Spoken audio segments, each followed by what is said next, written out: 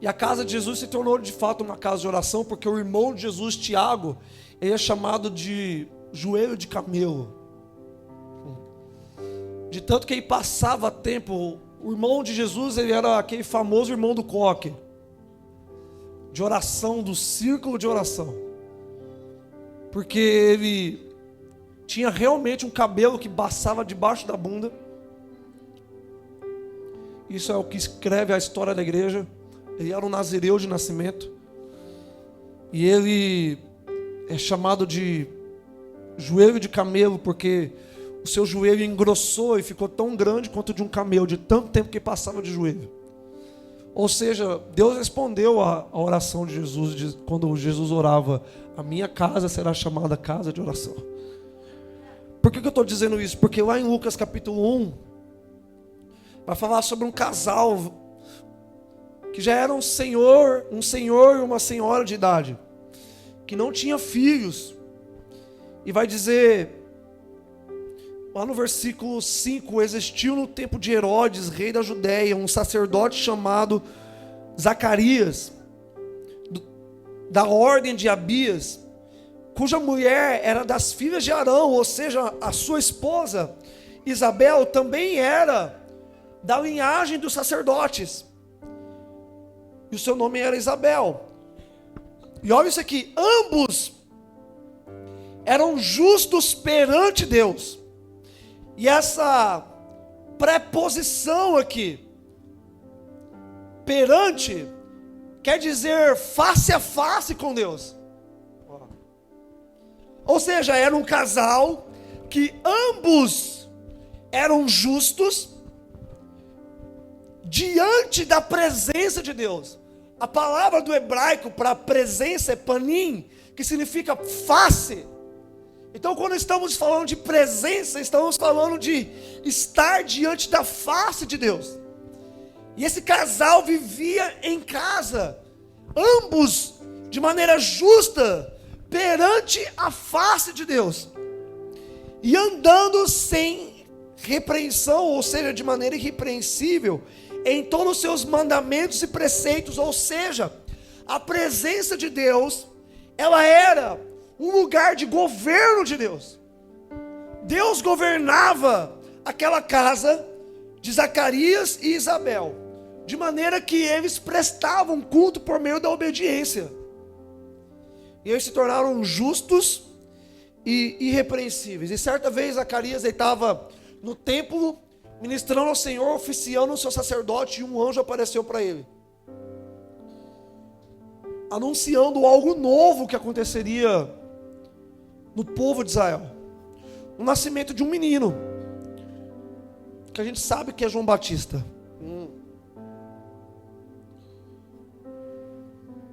Olha só isso aqui, 30 anos antes de Jesus aparecer como o Messias, Deus profetizou a vinda de João Batista, para preparar o caminho do Senhor, lá no versículo 15, que diz: porque ele será grande diante do Senhor, e não beberá vinho nem bebida forte, e será cheio do Espírito Santo já desde o ventre materno. Olha isso. O casal que viviam diante da presença de Deus, eles seriam um lugar para a presença do Espírito preencher o ventre daquela mulher idosa.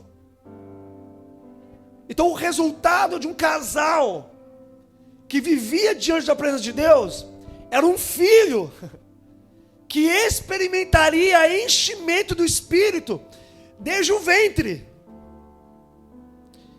e converterá muitos dos filhos de Israel ao Senhor seu Deus, e irá adiante dele no Espírito e no poder de Elias, para converter os corações dos pais aos filhos e os rebeldes à prudência dos justos, a fim de preparar ao Senhor um povo habilitado.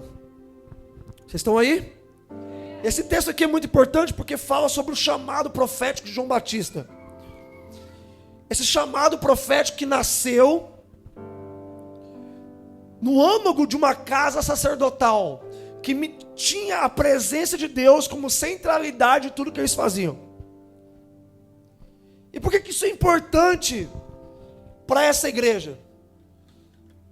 Porque se nós estamos falando de Maranata e do tempo do fim, nós precisamos ter um envolvimento intencional com uma preparação diária que envolve enchimento do Espírito e um estilo de vida dentro de casa que aguarda a presença de Deus e a chegada do Messias. Vamos lá. Ou seja, Maranata não é apenas uma canção que deixa a presença de Deus forte. E não é apenas uma oração que nós fazemos dentro da igreja, e isso se torna etéreo, fica no imaginário, sabe? Mas Maranata se torna um estilo de vida.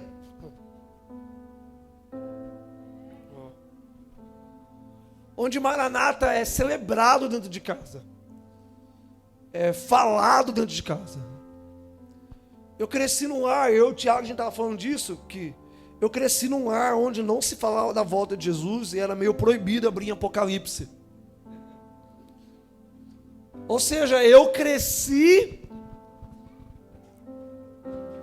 imitando o medo dos meus pais e da minha igreja, frente à volta de Jesus. Porque era algo muito distante, e era algo que a gente tinha que deixar cada vez mais distante. Entende isso? Mas esse não é o movimento de Deus. O movimento de Deus é aproximar o dia da vinda do Senhor para a centralidade da minha casa. Ou seja, meu Deus, Maranata se torna algo desejado quando eu vou orar pelo almoço. Deus, obrigado por esse almoço, Maranata. E não é apenas uma oraçãozinha. Deus, esse é o desejo da nossa casa. Mais do que esse alimento que a gente espera pela sua volta. E por que eu falo mais do que esse alimento? Porque vocês devem bem saber que João Batista viveu um estilo de vida de jejum e oração que mudou completamente a dieta dele. Ou seja, Maranata, ou o dia do aparecimento do Messias, moldou tanto a missão e a vida de João Batista, que isso mudou até aquilo que ele ingeria como alimento, ou se ele não ingeria. Ou seja, João Batista não estava orando, não estava jejuando por um carro, por um namorado, ou para entrar na faculdade, ou para que o boleto seja pago, porque isso é responsabilidade sua, não é de Deus. Certo? Pagar o boleto é responsabilidade nossa. Não foi Deus que fez o boleto. Então, presta atenção. Entende uma coisa, a gente precisa começar a ensinar os nossos filhos a fazer orações de fato espirituais. Não ensina o seu filho a orar para ter um carrinho, porque isso é responsabilidade sua. E dá para ele um PlayStation 5. Não é responsabilidade de Deus.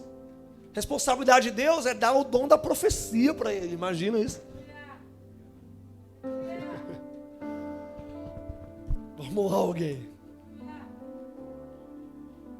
Então, vamos lá. João Batista, ele estava orando e jejuando por algo que só Deus podia fazer. Nenhum de nós poderíamos fazer. Rasgar os céus não é algo que nós podemos fazer, é algo que só Deus pode fazer. Só que João Batista, ele não viveu um estilo de devoção que levava um dia, 2 dias, 7 dias. João Batista permaneceu pelo menos 20 anos jejuando pela mesma coisa, pelo aparecimento de Jesus. E presta atenção, E ó que isso era uma garantia. Presta atenção, João Batista, ele só era 6 meses mais velho que Jesus. Ou seja, era algo que ele não precisava jejuar. Porque a presença de Jesus já era uma realidade, ele era primo de Jesus. E mesmo assim, ele gastou 20 anos da vida dele se preparando. Ou seja, presta atenção, não foi o jejum de João Batista que trouxe Jesus, mas o jejum preparou João Batista para se encontrar com Jesus. Então a oração não muda o plano de Deus, te prepara para Ele. Então vamos lá, o que você pode jejuar durante 20 anos?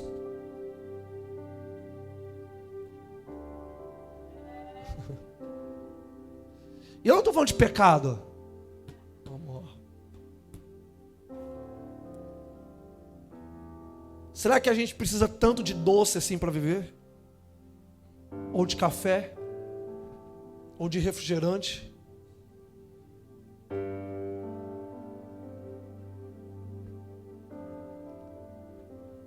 Vocês estão aí? Ai, João Batista era muito louco, só comia gafanhoto e mel. Não, ele não era muito louco. As pessoas que eram loucas. Ele era muito convicto.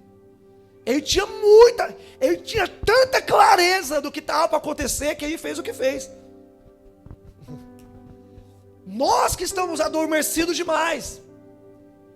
Nós que estamos com problemas. Não era João Batista que estava com problema, por jejuar demais. Eram as pessoas que estavam adormecidas. É por isso que lá em Mateus capítulo 4, o escritor do Evangelho de Mateus, ele vai dizer, que é o próprio Mateus, obviamente, ele vai dizer: o povo que jazia em grande trevas viu grande luz. Eu não sei se já viu na lápide de alguém, isso é coisa de antigo, que estava escrito: jaz aqui alguém. Ou seja, aquele povo estava adormecido em trevas, sem perceber que diante deles estava o próprio Messias. E nós vivemos a nossa vida como se Jesus não fosse voltar. E nós nem temos expectativa nisso. Para o mundo lá de Gênesis 6, quem era maluco era Noé, que estava construindo uma arca sem nunca ter chovido na terra. Mas não era ele que era maluco. Era a humanidade inteira que estava perdida. E ó que havia aviso, houve 900 anos de aviso. E a conta não está errada, ok? Porque Deus começou a avisar que ia fazer dilúvio desde Enoque, não desde Noé.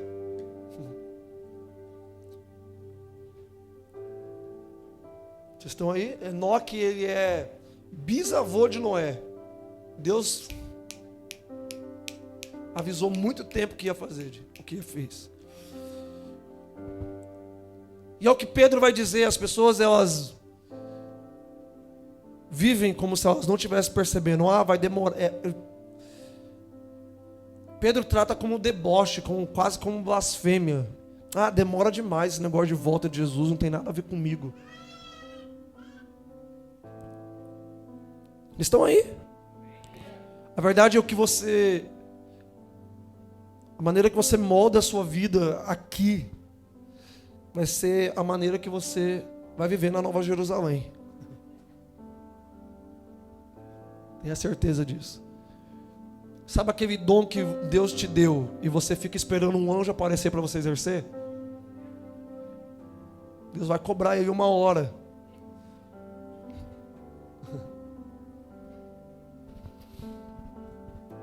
Estão aí? Presta atenção, vou dizer novamente. A maneira que você vive nessa era vai ser a maneira que você vai viver na próxima. Porque se você não usufruir daquilo que Deus te deu agora, por causa de medinho e timidez, que não é uma boa desculpa para convencer Jesus. Aprenda isso. Medo, vergonha e timidez não convence Jesus daquilo que você tem para fazer e não faz. A Bíblia fala que os tímidos não entrarão no reino do céu. E timidez não é personalidade, porque pode parecer que não, mas eu também sou tímido. Mas timidez é dar um passo atrás naquilo que Deus te chamou. E você sabe que foi Deus que te chamou. E aí, para aquele que enterra o seu talento, Deus tira e dá para o outro. Ou seja, você fala assim: ó Deus, eu estou cansado de ser pobre. Aí imagina você ficar mais pobre quando Jesus voltar. Porque vai tirar aquilo que você tem, porque você não usou nessa era, e vai dar para outro no milênio. Olha isso. Aí Deus fala: cara, imagina, você tem um iPhone 15 e você não usa. É o dom de cura que você tanto pede, já recebeu e não faz nada com ele. Aí vai chegar lá, você vai descobrir a vida inteira que você teve. Aí Deus vai assim: ó, já que você não usou, dá para outra pessoa. Sabe o que é isso? Justiça divina. Então, olhe bem para aquilo que você tem hoje e usufrua. Não viva como se você não fosse prestar contas.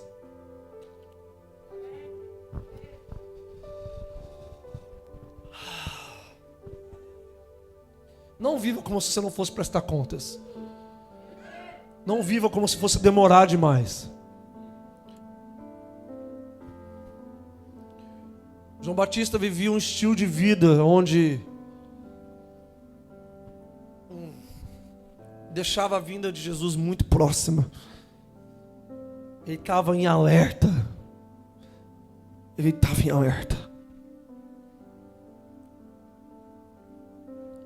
E João Batista, ele tinha essa missão de preparar e habilitar um povo.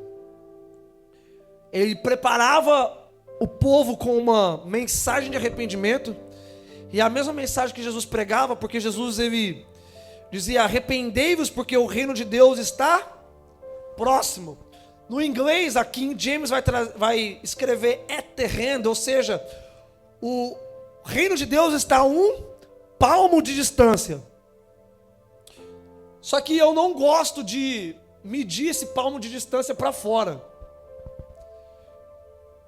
Eu prefiro medir ele para dentro. Ou seja, o reino de Deus ele está a um palmo de distância da cabeça para o coração. Se você entende que a vinda do Senhor está mais próxima do que nunca, você muda todas as suas ambições da sua vida, sonhos, desejos, e você vive em um estado de alerta, de vigilância a cada detalhe na sua vida, porque o temor de Deus cai sobre você. Uau.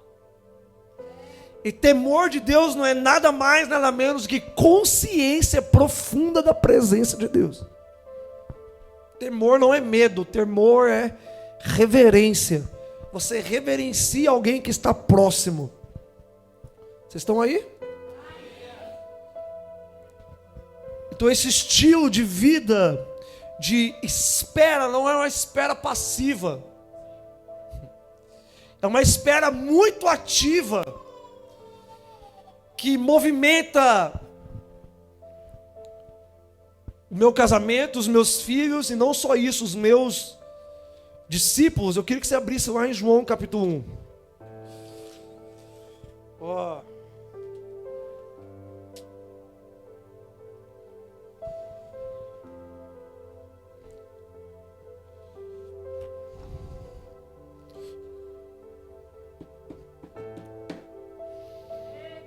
João capítulo 1, versículo 35 vai dizer assim: no dia seguinte é o quê? Ao dia que João Batista batizou Jesus, certo? No dia seguinte, João estava outra vez ali, e juntamente com 2 dos seus discípulos. E vendo passar, Jesus diz: eis o Cordeiro de Deus.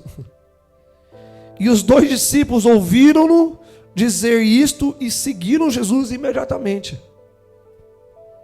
E Jesus, voltando-se para eles, disse: o que vocês buscam?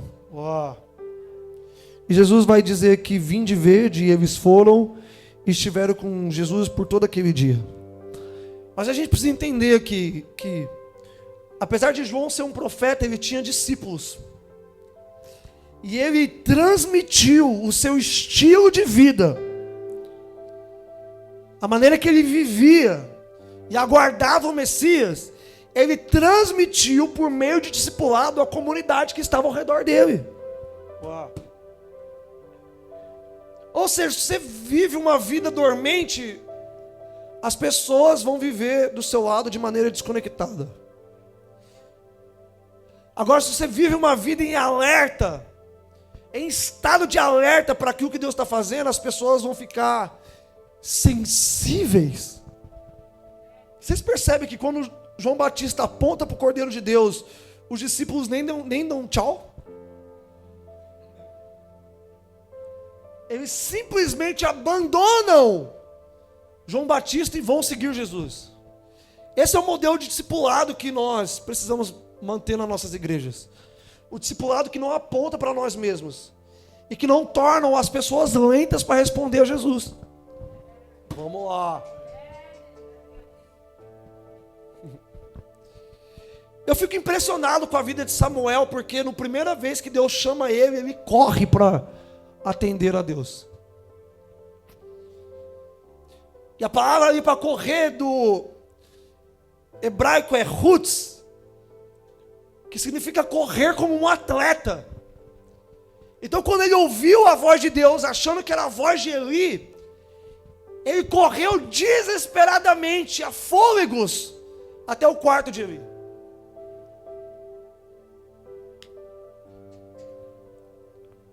Quão rápido você responde a Deus revela o quão pronto você está para que ele se mova.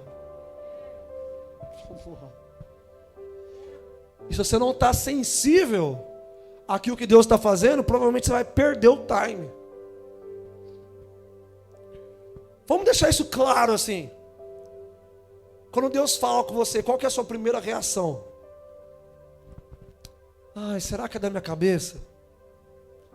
Sim. É da sua cabeça.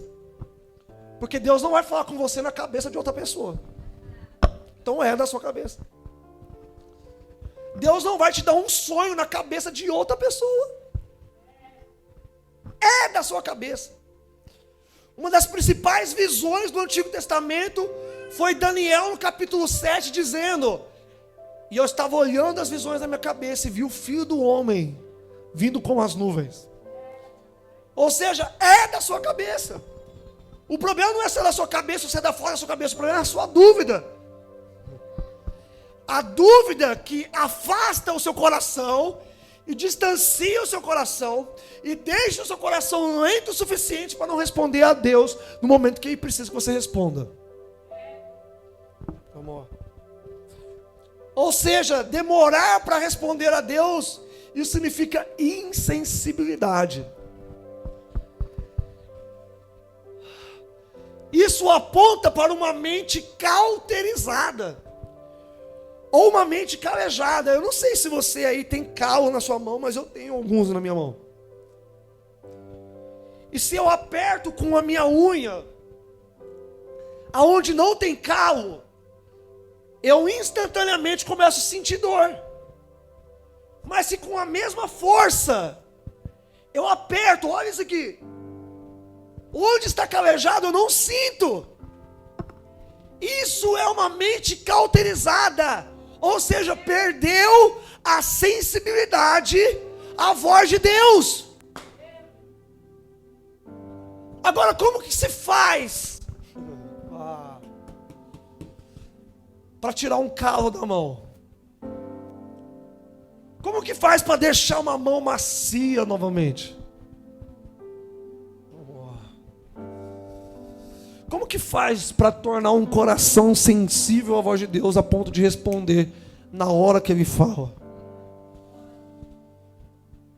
estilo de vida de devoção a Ele. E eu não sou devoto de Maria, nem de Paulo, nem de Alessandro Vilas Boas. Eu sou devoto da pessoa de Jesus. Unicamente. Minha devoção está totalmente nele. A ponto disso ferir o meu coração. Presta atenção, isso é deixar o coração circuncidado a Deus. Você sabe o que é circuncisão? Circuncisão é quando o homem, ele cortava a pele do prepúcio de um menino. E teve uma vez que os filhos de Jacó estavam lá no seu acampamento e a sua irmã mais nova, ela foi estuprada por um homem. E num sentimento de vingança, os filhos de Jacó decidiram circuncidar todo mundo. Olha só. Gente, para que vocês sejam perdoados, nós vamos circuncidar todos vocês. E eles foram lá e circuncidaram. Imagina você com seus 30 anos de idade, tendo a carne do seu prepúcio cortada por uma faca. Teve gente que fez assim já. E a Bíblia vai dizer que aqueles homens daquela cidade, eles adoeceram de tão fracos que eles ficaram, quando tiveram a carne no seu prepúcio cortada. E sabe o que aconteceu? Os filhos de Jacó conseguiram matar todos eles. Por quê? Quebrou a defesa deles. Vamos lá, alguém. Sabe de uma coisa? Talvez Deus precise circuncidar o seu coração para tirar esse coração combativo, esse coração questionador, esse coração que demora a responder ao Senhor, esse coração que prefere engavetar uma palavra de Deus do que se tornar responsável por ela. Deus quer quebrar as suas defesas, cara. Deus quer circuncidar o seu coração. Deus quer te ferir. Deus quer te provocar uns sofrimentos para que você baixe a sua guarda. Eu sou pai e eu tenho que fazer isso com meu filho às vezes. Eu falo, meu filho, é hora de comer. Eu não quero comer. Eu vou te botar de castigo. Não vai. Aí eu vou lá, deixo ele 20 minutos sentado na privada. E eu falo, não sai daí. 3 anos de idade. Um anjinho. O que eu faço com ele? Eu faço ele baixar as guardas e ele descobrir quem é que manda. Às vezes eu brinco com ele, eu que mando na sua vida. Aí ele baixa as guardas e fala assim, papai, desculpa, vamos almoçar. Entende isso? Deus, presta atenção, o filho que está sem disciplina, ele é bastardo, ele não é filho. Mas Deus disciplina todos aqueles que ama, porque Ele, por meio de sofrimentos, Ele baixa as nossas guardas e nos faz responder e obedecer prontamente. É por isso que Jesus fala, não sejais tardios em ouvir. Vamos lá, Deus quer colocar essa igreja em alerta.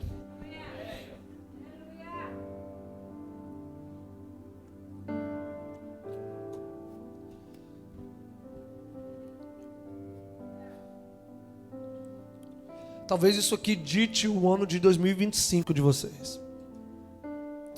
Mais devoção, entende bem o que eu vou falar. Mais devoção do que ação social.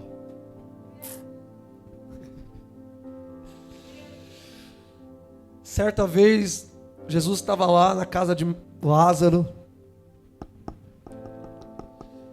Aí...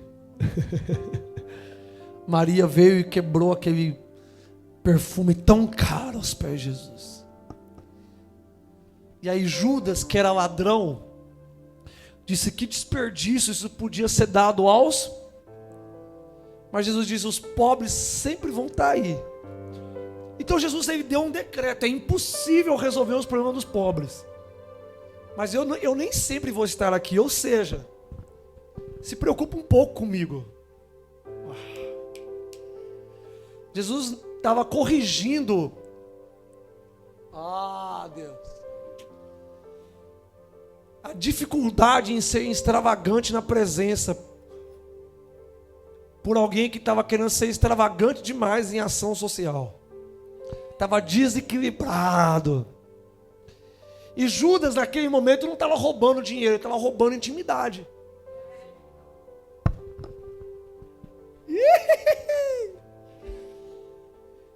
Então, qual é o Judas que você está levando para o seu quarto secreto?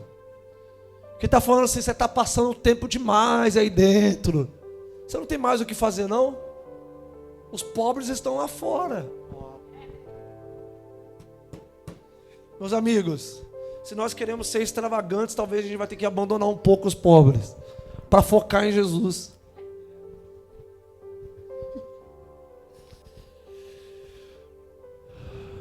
Devoção vai te fazer abandonar até o que é lícito, em nome daquilo que é apropriado. Um coração devoto, ele não apenas abandona aquilo que é errado, mas tudo aquilo que nos afasta de Deus.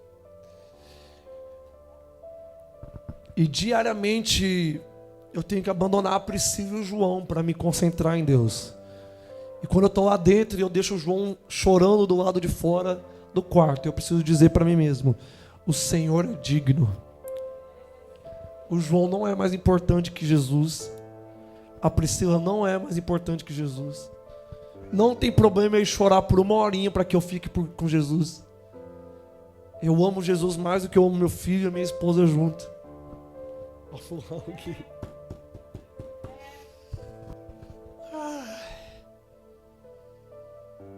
Temor de homens, meus amigos, faz a gente ficar tímido na presença de Deus.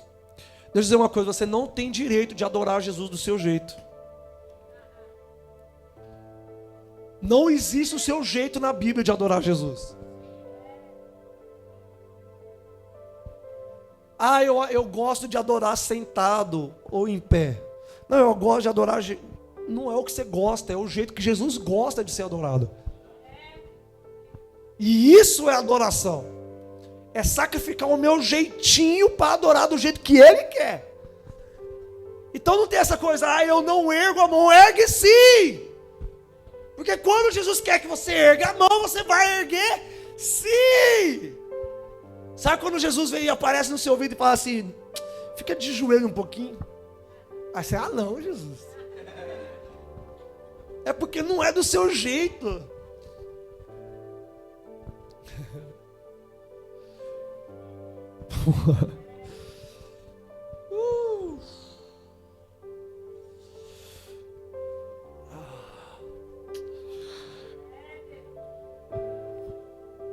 Deus quer, eu acho que Jesus quer tratar o coração hoje, sabe? Alinhar o coração, na expectativa. Se a gente vem para cá na ausência da expectativa de que Deus apareça, a gente se torna um espectador e fica com cara de sono no culto, como se estivesse chato. Deixa eu te avisar uma coisa, não é Deus que é chato. E Deus não precisa fazer mover para ficar legal.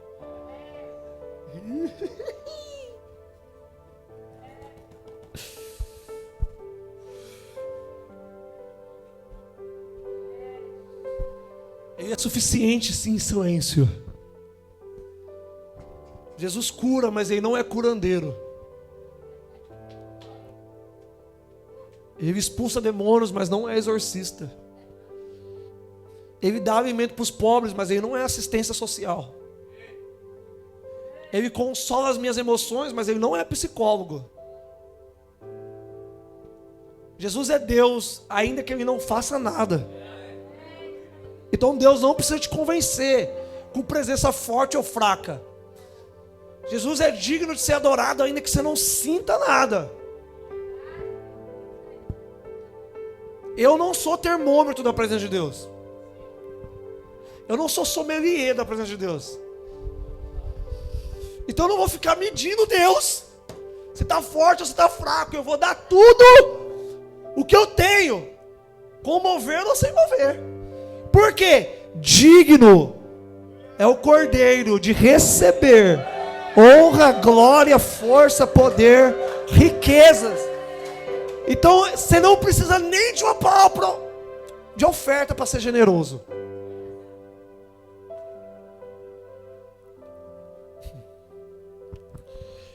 Oh Deus, ajusta os nossos corações.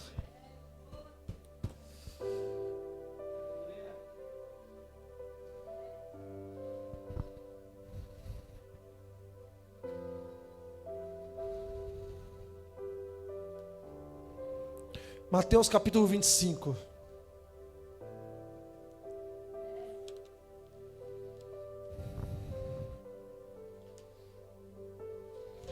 E eu não sou contra a ação social, no nome de Jesus. Mas entregar sopão não é evangelismo. Certo? Porque o ateu também entrega sopão e ele não está evangelizando.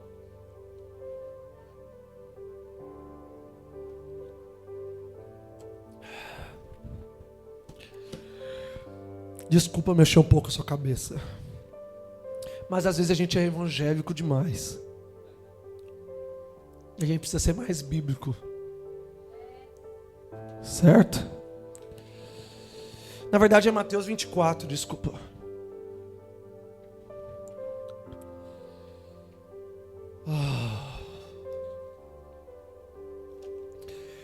Eu queria que vocês estudassem Mateus 24 durante essa semana aí. Lessem a Bíblia e relessem ela sem preconceitos. E quando eu falo preconceitos, não é tipo preconceito de racismo, é conceitos pré-estabelecidos, ok? Leia o texto. Por exemplo, se você passasse 21 dias na caverna com a sua Bíblia e o Espírito Santo, você sairia de lá duvidando que Deus cura? Entende o que eu quero dizer? Mas jejum e oração limpa as nossas lentes. Que nem quando a gente está usando óculos e fica embaçado porque tem uma digital ali, tá ligado? Então a gente precisa ser limpo das nossas lentes para que a gente enxergue como Deus enxerga o texto de Mateus 24. Certo?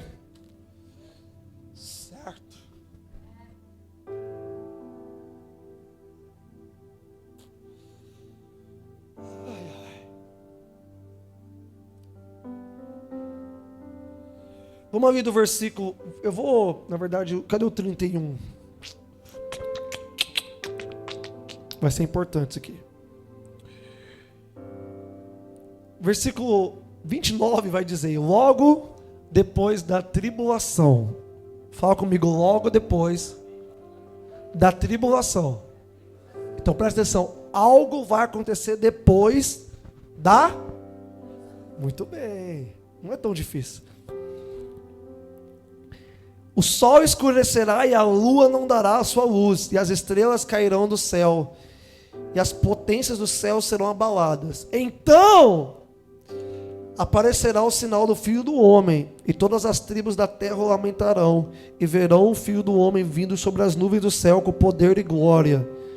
E ele enviará os seus anjos como forte clangor de trombeta, os quais ajuntarão os seus escolhidos desde os quatro ventos, de uma extremidade à outra dos céus. Certo? Quando é que esse arrebatamento que acontece? Depois da... Obrigado. Ok? Guarda essa informação aí. É importante essa informação hoje. Gente, eu estou sem celular aqui em cima, não estou vendo o relógio. Isso quer dizer que a gente vai seguir em frente.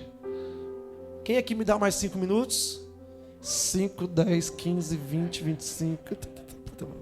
Tem mais tempo aí. Certo, gente? Então, depois da tribulação, tudo isso aqui que foi descrito até o versículo 28 vai acontecer. E só depois vem esse forte tocar de trombeta aí. Versículo 36. Porque naquele dia e hora ninguém sabe, nem os anjos do céu, nem o Filho, mas unicamente o meu Pai. E como foi nos dias de Noé, assim também será a vinda do Filho do Homem. Porque, ai caramba, assim como nos dias anteriores ao dilúvio, eles comiam, bebiam, casavam e se davam em casamento, até o dia que Noé entrou na arca. Gente, o texto aqui está falando de algum pecado? Não. Está falando de qualquer coisa que o crente pode fazer: comer, beber e casar. Certo? Mas o que isso fala? É viver a vida de uma maneira inconsciente daquilo que Deus está para fazer.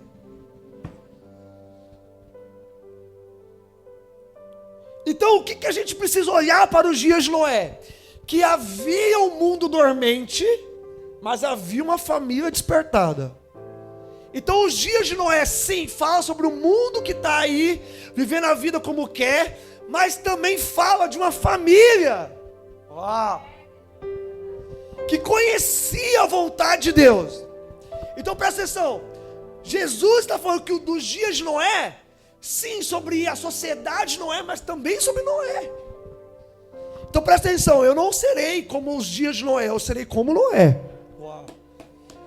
E eu vou entrar com a minha família na arca. Porque havia uma missão sobre Noé. Você vai construir um negócio que vai transicionar uma era para outra. E o que transicionou uma era para outra? Algo chamado família. Na centralidade da família de Noé havia uma missão: construir aquilo que Deus estava fazendo. Cadê a arca de Noé? Não sei, mas a família de Noé estava lá.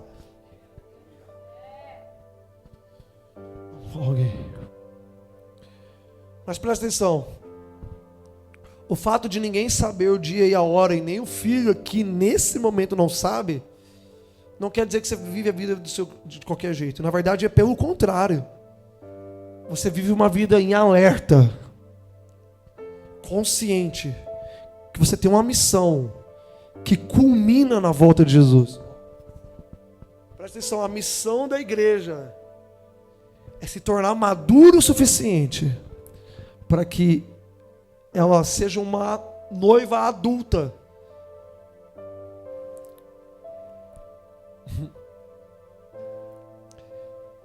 É forte que eu vou falar, mas entenda. Seja uma noiva adulta e não provoque Jesus a pedofilia. Jesus não vai casar com uma criança. Ele vai casar com uma igreja madura. Jesus não vai casar com um adolescente. E eu não estou falando do adolescente. Estou falando de uma igreja madura, que tem a estatura de Jesus. Quem é esta que vem do deserto apoiada no ombro do amado? Ela tem a estatura de governo de Jesus. Vamos lá. Uau! Vocês estão aí? Então a missão da igreja é: até que Jesus volte, nós vamos fazer coisas. O nosso alvo e a nossa bússola está apontado para o dia da volta dele. Eu não sei, quantos aqui são casados aqui? Beleza. Você se lembra como é que a sua noiva se comportava na época do casamento? Você se lembra do jeito como ela se comportava? Você fala, bom dia. Você já viu as flores?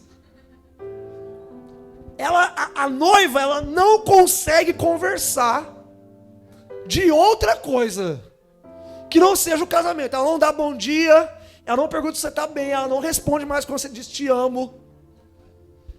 Ela só responde, bom dia, ela faz o pix das flores, do buffet, do vestido e por aí vai.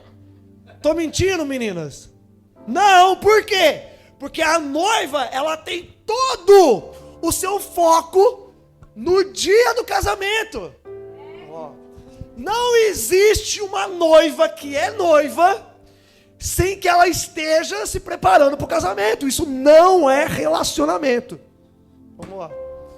Então não existe namoro de 5 anos ou de 10 anos. Por quê? Ficar rodando em círculos, não desaba no casamento. É como a igreja está ficando com Jesus. Sem se envolver na missão do casamento. Alguém. Uma coisa é você estar namorando, mas quando você noiva, você marca o casamento. Eu não sei o dia. Você vai ver, Você vai lembrar do seu casamento. Eu marquei o meu casamento, eu não sei o dia ainda, mas é para daqui 1 ano. Não é verdade? Porque a gente discerne as estações. Mas você precisa entender que o fato de Jesus não saber naquele dia, não quer dizer que não tenha um dia marcado.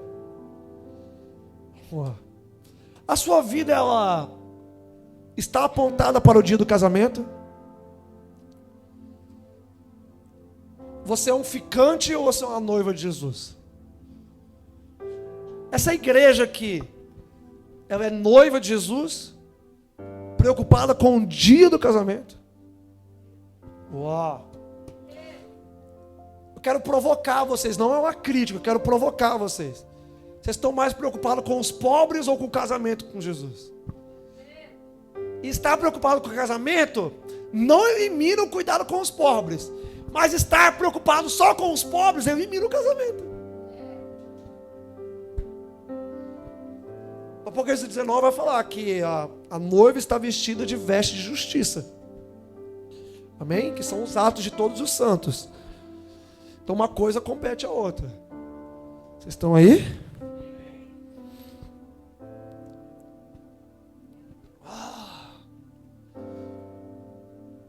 Eu estou muito empolgado. Atos capítulo 1.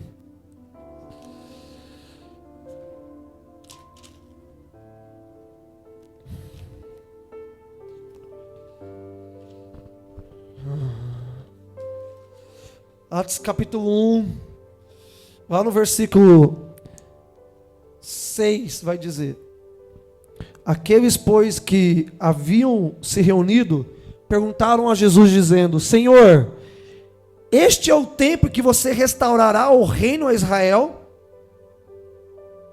Olha o que Jesus vai dizer. E disse-lhes: não vos compete saber os tempos ou as estações que o Pai estabeleceu pelo seu próprio poder, mas recebereis poder ao descer sobre vós o Espírito Santo, e sereis minhas testemunhas, tanto em Jerusalém, como em toda a Judéia, Samaria e os confins da terra. Eu fico me perguntando por que todo mundo para de ler aqui,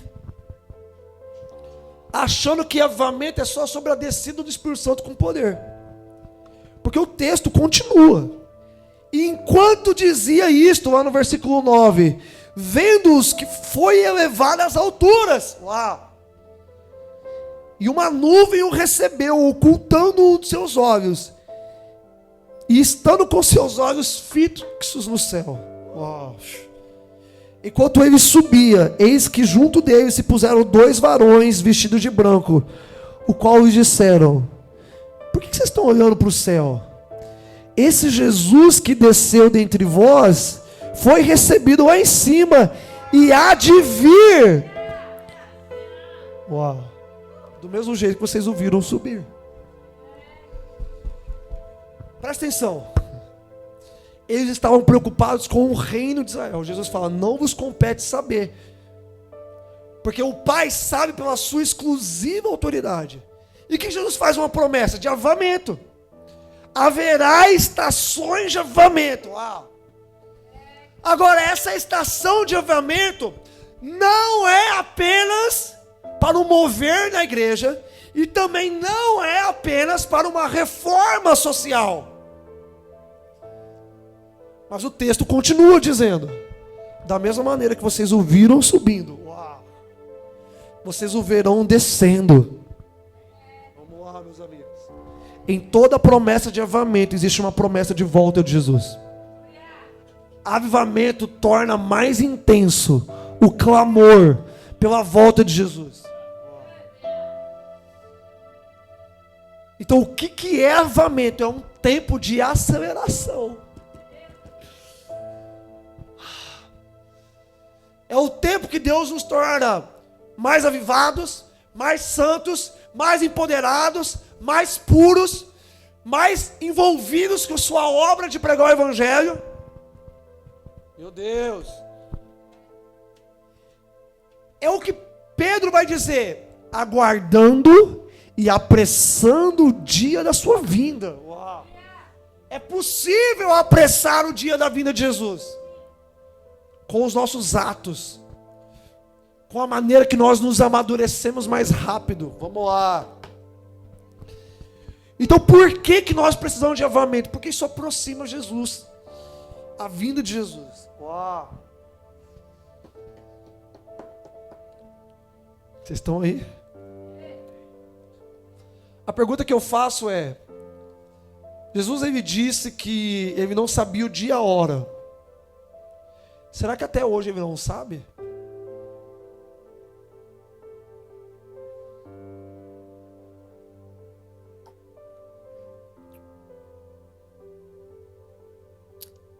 Será que até hoje Jesus não sabe o dia e a hora? Porque quando Jesus estava na terra, ele se esvaziou do ser igual a Deus, ou seja, dos seus atributos divinos como onisciência, onipresença e onipotência.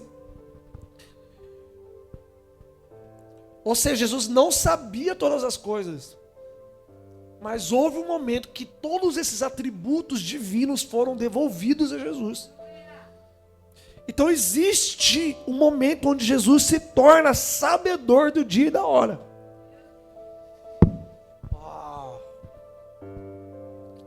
Abre comigo lá em Apocalipse, capítulo 1.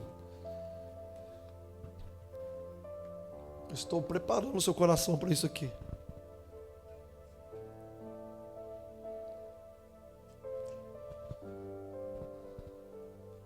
Todos sabem o que significa quando nós recebemos revelação? Eu torno algo conhecido no meu coração que eu não sabia sobre Deus. Entende isso? Quando Pedro fala assim: tu és o Cristo, filho do Deus vivo, o que Jesus responde? Bem-aventurado és tu, Bar-Jonas, ou seja, filho de Jonas, porque não foi carne nem sangue que te revelaram, mas o meu Pai que está no céu te revelou isso. Ou seja, você não soube isso de uma maneira natural. Você soube isso porque o Pai te comunicou. Entende isso? Então a palavra revelação significa rasgar o véu ou remover o véu. Ou seja, existe um véu sobre nós que oculta o dia da volta de Jesus. Amém? Então não tem como nós sabermos o dia e a hora, mas tem como nós sabermos a estação.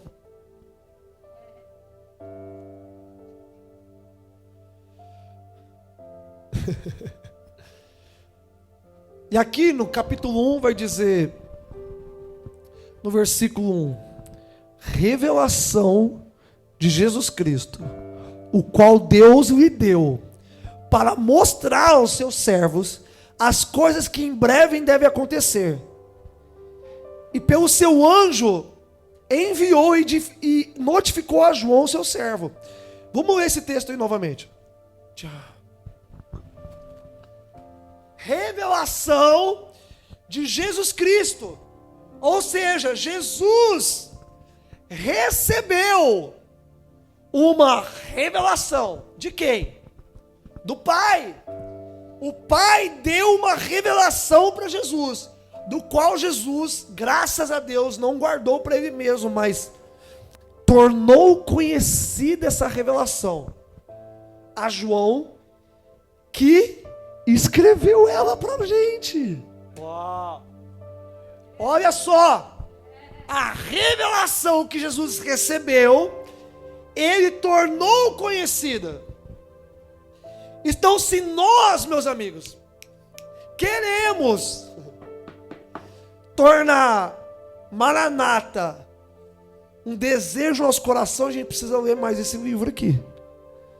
Porque vai dizer, no versículo 3, bem-aventurado aquele que lê e aquele que ouve as palavras desta profecia e que guardam estas coisas como elas estão escritas, porque o tempo está... Meu Deus! Então presta atenção, quanto mais eu leio o livro de Apocalipse, mais eu sou intoxicado, permeado pela revelação da volta de Jesus, meus amigos. Então não tem como ignorar isso aqui. Se a missão da igreja como noiva é se preparar para o dia do casamento, este livro e essa revelação não pode ser ignorado. Porque é o que molda o nosso coração para aguardar com santa expectativa a vinda de Jesus. Uau. O trono de Deus, do qual nós tanto falamos, meus amigos, está descrito aqui em Apocalipse 4, versículo 5. Capítulo 4 e capítulo 5. Que é a centralidade do livro de Apocalipse. É o trono de Deus. O lugar de adoração. Uau. O lugar onde nós experimentamos na hora da adoração, cantando que Ele é digno, que Ele é santo, aquele que é, que era e que há de vir. Todas essas coisas são revelações apocalípticas que moldam o nosso coração por uma expectativa da volta de Jesus. Vamos lá. Então eu quero fazer um panorama rápido aqui com você. Vocês estão aí? Apocalipse 1 é uma introdução da revelação de Jesus. Apocalipse 2 e 3 vai falar sobre as 7 cartas de Apocalipse. Apocalipse 4 e 5 vai falar da centralidade da adoração que movimenta o plano de Deus para que ele seja cumprido. Vocês estão aí? Vocês entendem o papel da adoração agora? Não é apenas adorar a Deus, mas a adoração é o meio pelo qual Deus cumpre a sua vontade e realiza o seu plano. Uau!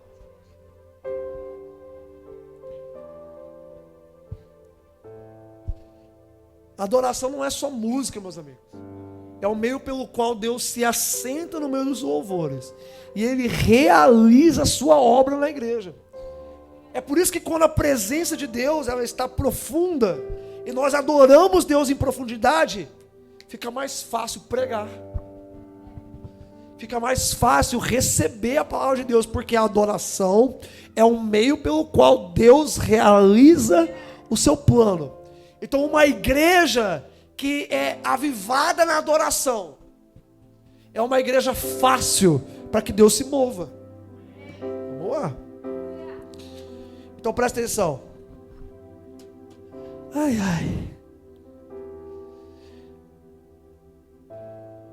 Apocalipse 6, logo depois essa adoração poderosa aqui, vai haver a abertura dos selos.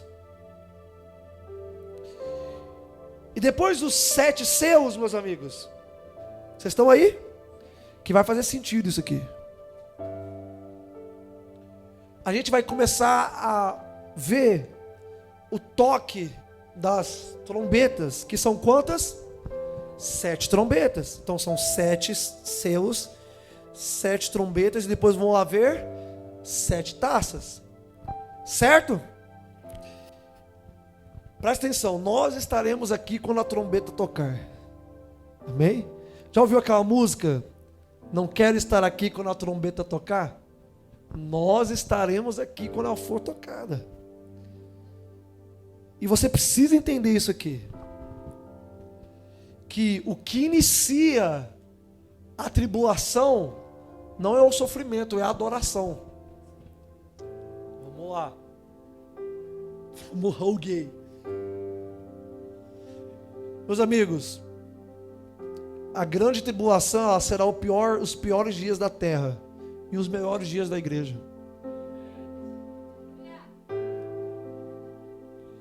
Eu não tenho medo da tribulação. Eu estou com grande expectativa para que esse dia aconteça. Para que a gente veja os melhores dias da igreja atuando com poder e glória junto a Jesus. Então presta atenção. Os 6 selos aqui. Lembra que a gente canta? Digno é o Cordeiro de abrir os selos. Ou seja, essa é uma canção que movimenta Jesus para a abertura dos selos. Entende isso?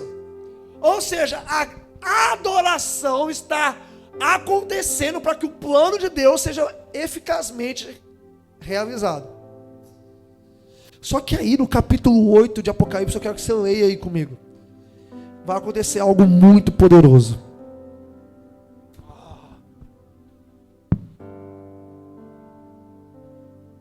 Vocês estão comigo, gente?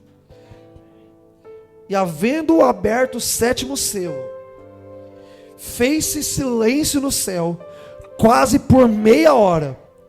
E vi os 7 anjos que estavam diante de Deus, e foram-lhe dadas 7 trombetas. E veio outro anjo e pôs-se junto ao altar, tendo incensário de ouro, e foi-lhe dado muito incenso, para o pôr com as orações de quantos santos? Todos os santos, sobre o altar de ouro que está diante do trono. E a fumaça do incenso subiu com as orações dos santos, desde a mão do anjo até diante de Deus. E o anjo tomou o incensário e o encheu do altar, de fogo do altar, e o lançou sobre a terra, e houve depois vozes, relâmpagos, trovões e terremotos. Uau! Presta atenção, é a primeira vez no céu que o céu fica em silêncio, para dar espaço para a adoração da igreja subir e preencher aquele silêncio. Vamos lá, gente. É muito interessante porque a gente volta lá atrás em Zacarias e Isabel, que Zacarias entra com um incensário de ouro fazendo fumaça, porque isso representa as orações que ele estava queimando ali. A Bíblia vai dizer lá em Lucas 1, você pode ler depois. Está gravando essa palavra? Ouça novamente depois. Zacarias, ele entra para queimar incenso. E a Bíblia fala que enquanto ele orava, o anjo apareceu. Olha isso. Aqui novamente, o anjo está com o incensário de ouro, exercendo o sacerdócio diante de Deus. E as orações dos santos entram naquele lugar. Uau! E Deus pega, enche aquele incensário de ouro, de fogo de Deus, e joga de volta sobre a terra onde a igreja está.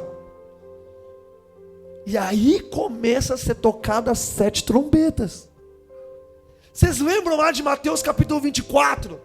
Que Jesus disse, depois da tribulação, os anjos do céu se reunirão e tocarão uma trombeta. Sabe o que é interessante? Porque quando a gente lê lá em Mateus 24, a gente acha que é uma trombeta. Mas aí Paulo, lá em... Tá colocando os textos aqui atrás? Não, né? Ou é só para ali que aparece para mim? 1 Coríntios 15, versículo 51, vai dizer, eis que vos digo um grande mistério, que nem todos dormirão, mas... Vamos lá. Eis que vos digo um mistério, nem todos dormiremos, mas todos seremos transformados. Versículo 52. Em um momento, em um abrir e fechar dos olhos, ao som da... Então Paulo lascou a gente um pouquinho aqui. Porque em Jesus parecia que era uma. Paulo já está dizendo que é a última. Então tem pelo menos 2 aí a mais, que a gente vai se lascar um pouquinho. Mas aí depois chega João, que nos lasca de vez. E ele diz que antes de uma trombeta tem 7 selos. E se a gente fazer a conta, junto com João e Paulo, Paulo diz que vai ser na última, e João diz que é a 7ª. Então tem 7 selos, 7 trombetas, em que a igreja, estará atuando, meu Deus, com adoração, intercessão, profecia, discernindo o que está acontecendo, até o momento em que Jesus vai rasgar os céus. É muito interessante porque são 21 sinais que vão acontecer, e um mais grave que o outro, um mais intenso que o outro. Então o primeiro selo, ele é mais fraco que o segundo, que é mais fraco que o terceiro, que o quarto e o quinto, certo? Ou seja, do primeiro selo até a 7ª taça, vai aumentando de intensidade. Vocês estão entendendo isso aqui? Então a notícia não é muito boa. Quanto mais pior, mais próximo fica, mas também mais glorioso fica. Então presta atenção, a igreja estará orando, intercedendo, não para a gente ter carro, não é para a gente entrar na faculdade ou ter namorado, mas Deus, toca essa trombeta logo.